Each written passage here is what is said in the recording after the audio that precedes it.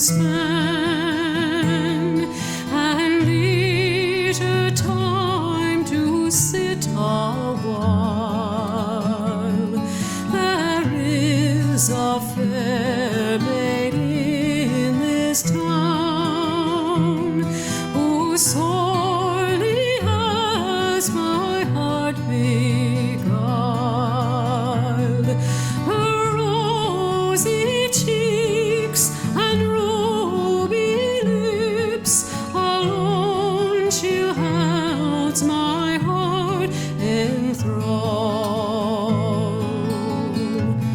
Then fill to me the parting glass. Good night and God be with you all.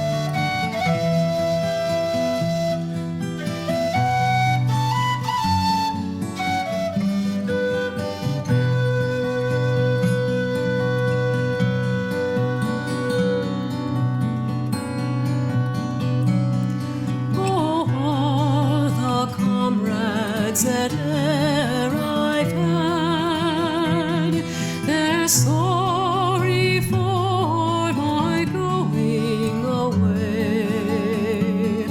And of all the sweethearts that e'er I had, they'd wish me one more day to stay. But since it falls into my lot that I should run